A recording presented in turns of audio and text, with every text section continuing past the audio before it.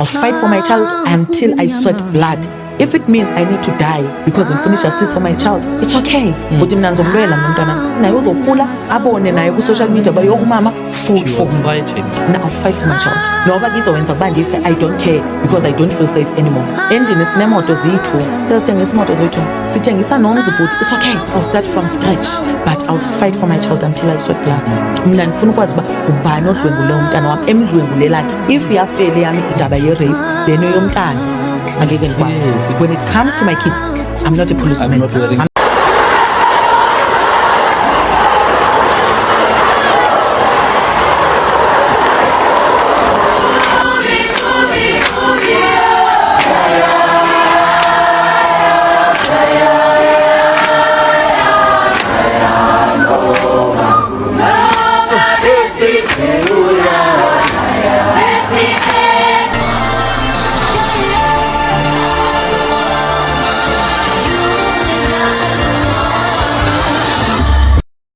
If men are indeed meant to provide and protect, why isn't that something they do naturally?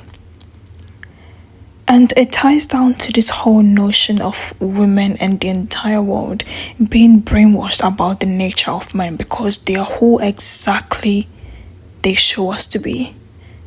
The behavior we see out there, the recklessness, the aggression, the sexual violations, that's who they are. And the whole idea of women needs to be protected. Protected from what? What do we need protection from? Protection from the male species. Why? Because they are feral. Why do we need protection? What's out there? Is it a beast? A monster? A feral animal? A wild animal? What's out there? I actually believe that the male species is one of the most dangerous animals on this planet because look at what they are doing. Look at what they do to children. Look at what they do to women. And if men are protecting women from other men, who is protecting me from you? And if men are known to be this feral and aggressive, why are young girls encouraged to still get with them? Why are young girls encouraged to create a life partnership with them?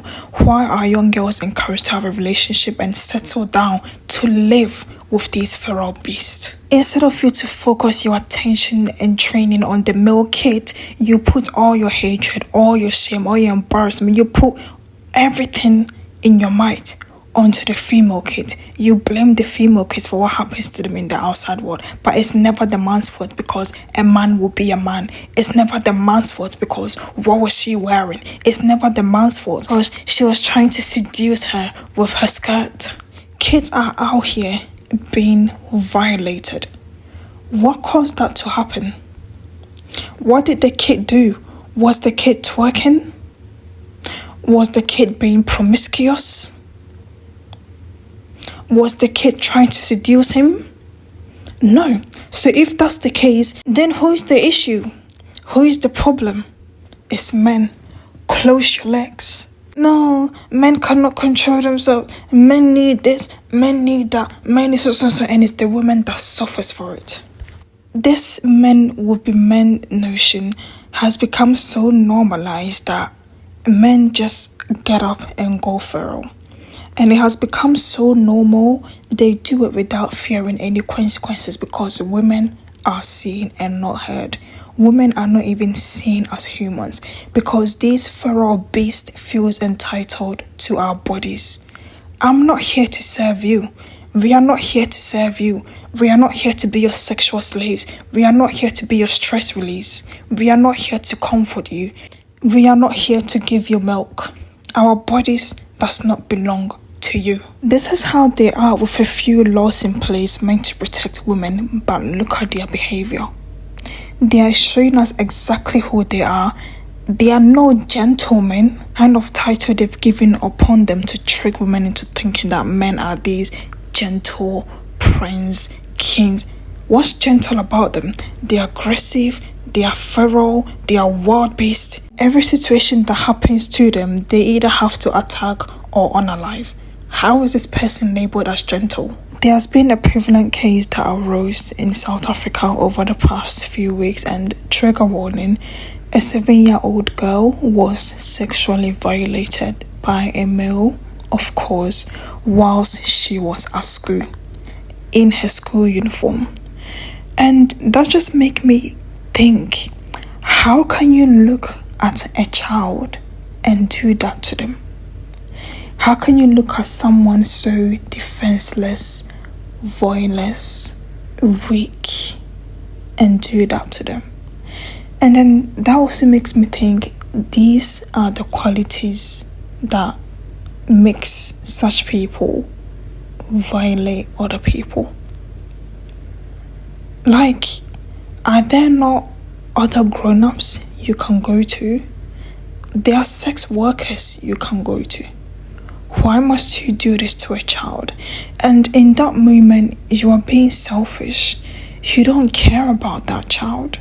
You don't care about the kind of trauma that the child has to carry for the rest of her life. It happened to her when she was 7 years old. This is something that she might carry to her grave. And you don't care about that. All you care about is your selfish sexual needs at the expense of someone's blood and soul. Oh, what was she wearing? She was in her school uniform. Oh, where was she? She was at school. Oh, she was probably walking on the streets at night. She was at school during the day. Oh, what did she say to him? She probably said nothing. And kids cannot give consent. Trading said, okay, you come this side so that I'll be able to check your bums. And she came. I asked her to kneel on her bed because I wanted to check her bums. And then what I discovered is something that it will never erase on my eyes. The anus was not tight, and the size of the anus was of the size of a tissue, like this one. So this is what happened.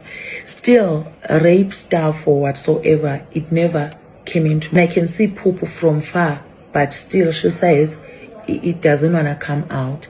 And then I decided to take her to the GP. That's where it was discovered that the child has been raped, because even the doctor checked, even with her private part, like the one in front. She said no, there are injuries here and there are fluids with the GP now. So we're referred to a psychologist and also to go and see and report the case with the points that he listed in there. A reputation of the school, because he kept on complaining about the rumors that were circulating. That are circulating. I asked her who's circulating the rumors, because now I'm being threatened and intimidated by the principal, telling me that I should not talk about this thing. And he thought I was professional. I would understand what he wrote on the letter, talking about the community that will take out their kids from school if these rumors spreads, and the reputation of the school, and also if I keep on spreading the rumors. Then subjects that she was doing last year, 4 subjects. She's an outstanding learner at grade 1, so she's very smart. She was supposed to even go and fetch her award on that 17th that we got admitted on. And then now on the 15th of November, I received an email from the school. It says an important letter for my daughter. And the principal said to me, if maybe the child doesn't want to come to school and I don't have maybe a doctor's note or anything, then I should write something down. So what I did, I asked the psychologist that we attended back in Potchefstroom to write something for us, so that it will motivate to also to the Department of Education, because the child is doing grade 1 and she have got level 7 in all of her subjects, but bothered to consult us. Even the police, they were like, no, we didn't know that you're not consulting with the psychologist. I said, but you never organized one for us. So I was supposed to know what to go or what to do 15th of October, now I'm receiving an important letter from the principal. He's saying that unfortunately the child won't be able to be promoted because the letter that we submitted from the psychologist doesn't meet the protocols of the school. Find out that later on the 18th of November, that's when the Department of Education known about the incident, but the principal never went forward and report the incident. He never informed them. And then now there was a meeting that was scheduled for the 2nd of December. The principal was present. So many policies were requested from him, and he was told that he'll need to come and report those, in fact, to come and report those policies and in front of Department of Education, for instance, the transport police. And on my side, I asked a question: how often do they vet that's fine. I also requested for a contract that I signed as a parent now, as to say, I allow the school to send my child to go and conduct the chores, because I never send my child to go and do the chores at school.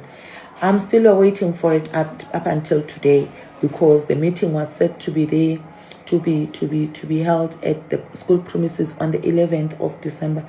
11th of December, principal was nowhere to be found. We were told.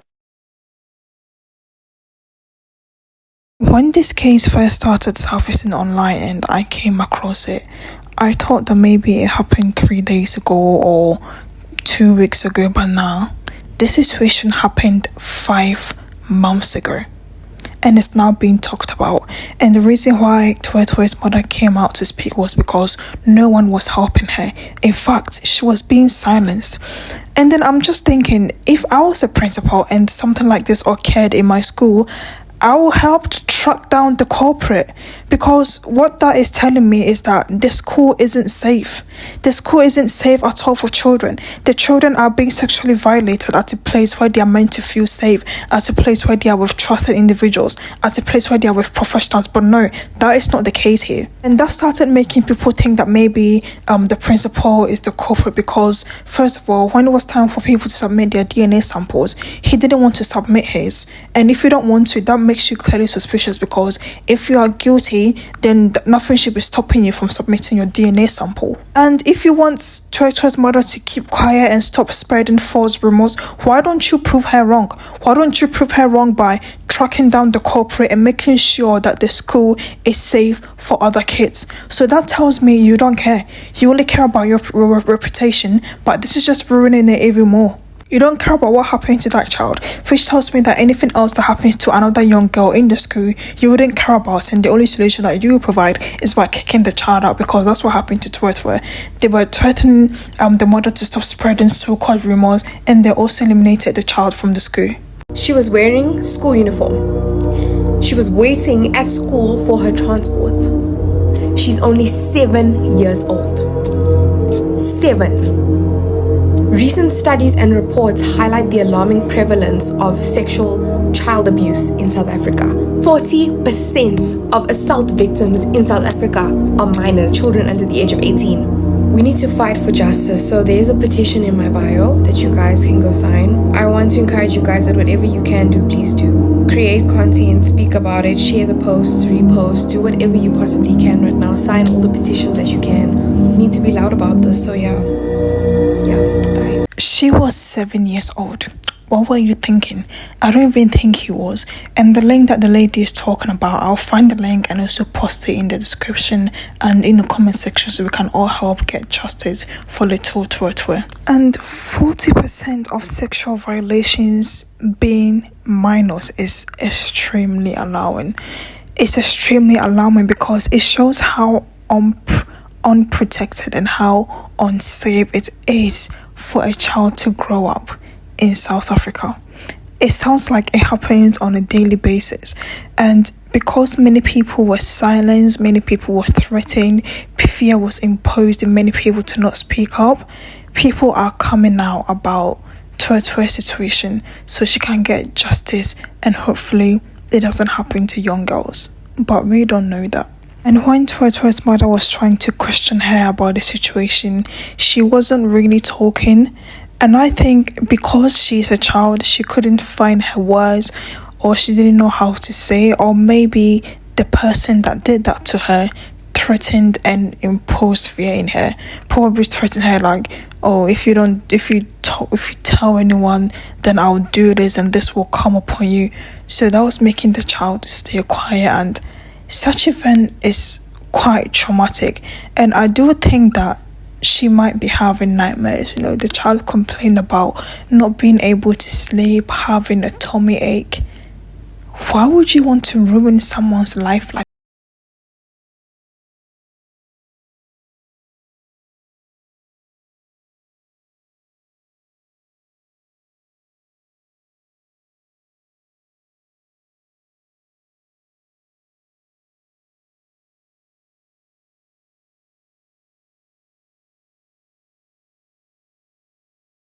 His mother was in a car accident on her way for an interview with the police. I'm an overthinker. You guys just need to help me balance this out quickly. How all of a sudden now that this story is getting the attention that it deserves, now something happens to a mother? What is happening? This is another news I heard that felt quite devastating to me, and during this whole process, Tuatua's mother had a miscarriage and now she has been involved in an accident. And it looks like the people who are trying to take her out have been working overtime, because how is it that she now got into an accident on her way to the police to speak to them about Tuatua's situation? It's now starting to sound like a Nollywood movie. It's now starting to seem like blood and water. Leave the kids alone. There are enough adults out there. Like, you can even pay for some. If you need to pleasure yourself, you can pay for it. You can literally go out there and pay for it, and leave the kids alone. And one of the main things I don't understand is that the moment men are free, they go out there and do the most vicious, violent things.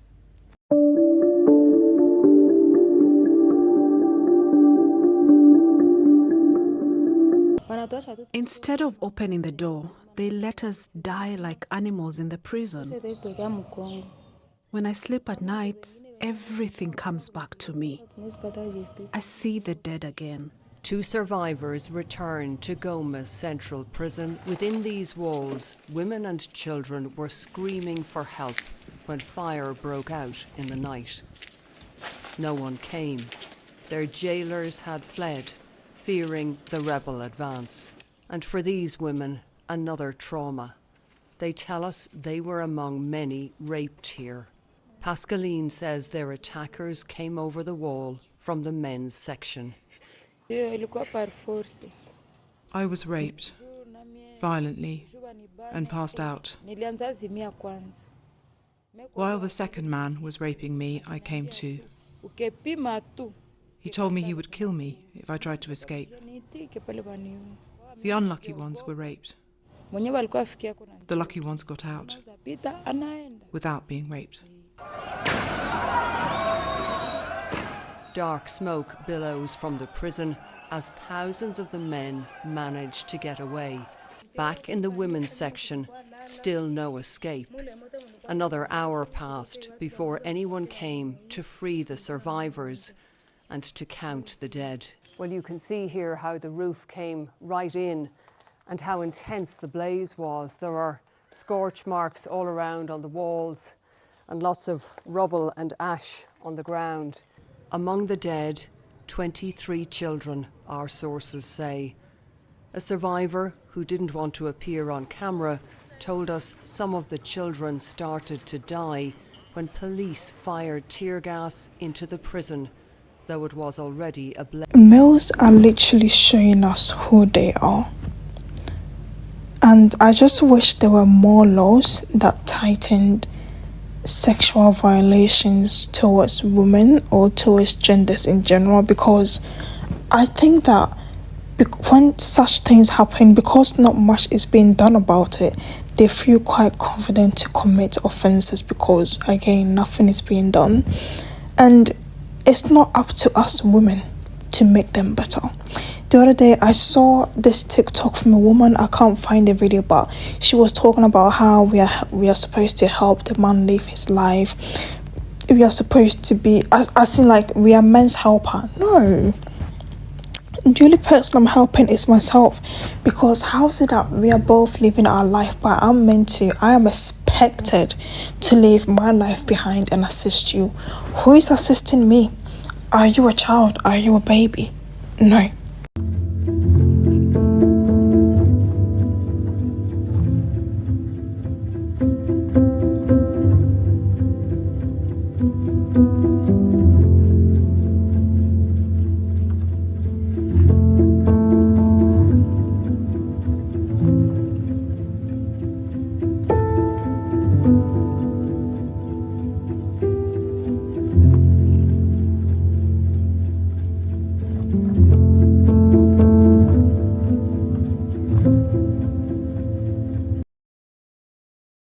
This was the most heartbreaking of them all, because what do you mean by you violated an 8-day-old baby?